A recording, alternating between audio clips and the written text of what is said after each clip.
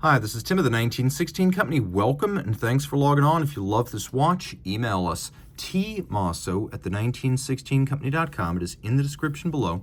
Your purchase and pricing email question line for buying this or any watch you see on any of our platforms. Reach out to h.moser at the1916company.com for pricing.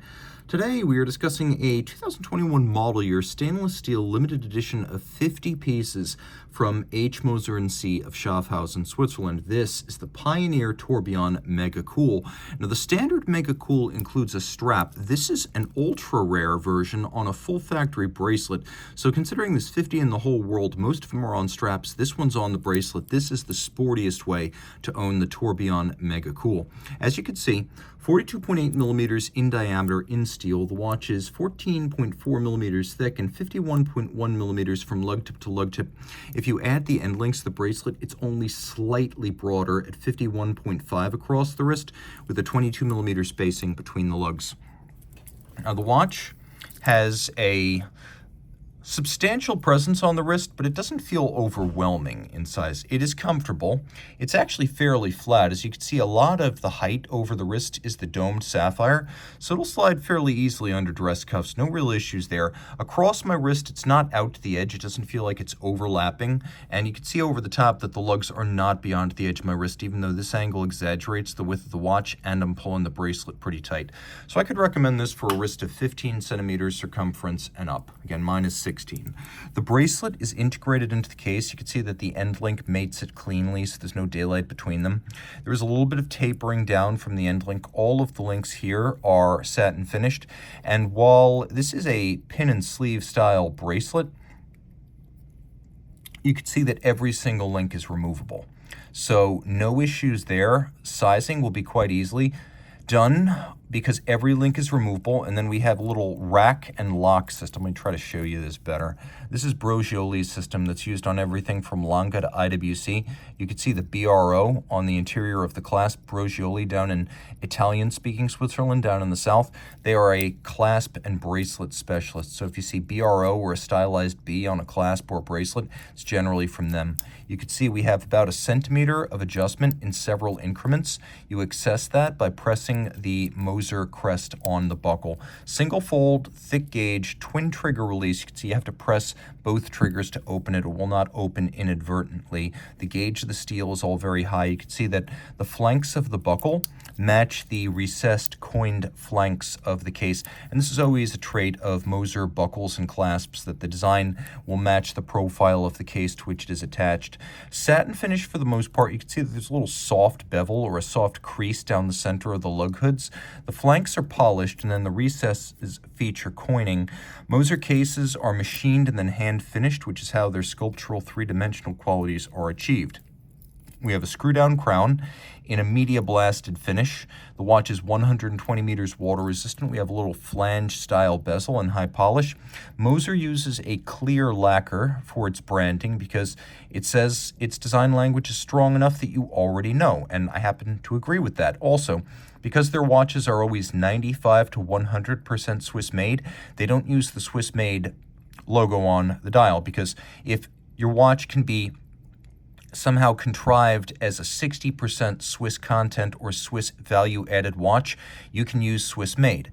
Moser considers that to be a lower standard, so it uses its own. It's simply implicit. If you know the brand, you know it is Swiss made. It doesn't have to be aligned with the 60% label. So here is your 95 to 100% Swiss made watch. What else is going on? Well, the dial. Mega cool. That's what Moser calls this smoked fade, and fumé means smoked. You can see it starts as sort of bright teal metallic at center. There is a sunburst brushing that radiates out to the edge where it turns nearly black. There is Globalite ceramic-based lume. We'll do a lume shot. We'll get a better look at this watch in the dark. No issue seeing that, none whatsoever. Extremely legible day or night, and it has a little bit of dial depth as there's a flange outboard, and then there is a flying tourbillon. It is a flying tourbillon because there is no upper bridge to block your view. I believe it was Alfred Hellwig in the 1920s in Germany who created the tourbillon with no upper bridge to give you a better view. Now, this is also the best finished part of the watch. So if you look at the tourbillon carriage and cage, the satination, the beveling, it is all to the highest standard that you will find on the watch. Black polishing on the stud holders. Note the presence of two hairsprings, both flat, symmetrical, 180 degrees out of phase. So when due to the change in position of the watch or the change in position of the regulator due to its rotation, one of them is induced to run quicker by gravity, the other will be slowed by an equal and opposite margin because they are always directly opposed, 180 degrees, but completely symmetrical in geometry, restoring the chronometric intent of Breguet's original tourbillon. It is a 1-minute tourbillon, so it acts as your seconds hand, and it beats away at 3 hertz. The free-sprung architecture means it can be regulated more precisely and it is more durable against shock. On the reverse side, we have HMC 804. It is a bidirectional automatic winder with ceramic bearings at center for efficiency, a magic lever bidirectional pole-based winding system, 72 hours of reserve. You can see that via a single mainspring barrel, which I'll do my best to demonstrate, has a golden chaton cup, which is a nod to the way Moser pocket watches were made in the 19th century. Schaffhausen in eastern Switzerland, German Switzerland, making watches there. Very famous in the Russian market and foreign exports during that period.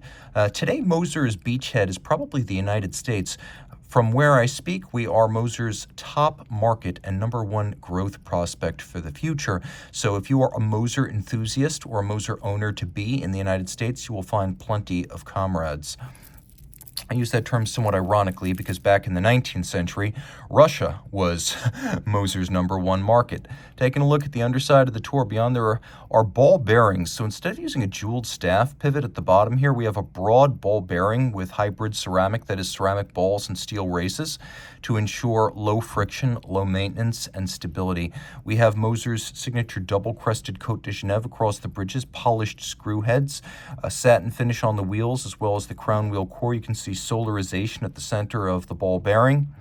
And then you can see that the bevel, while mechanically applied, is extremely neat and attractive.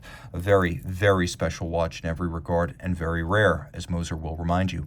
If you love this watch, reach out to Team Mosso at the 1916company.com for purchase and pricing details.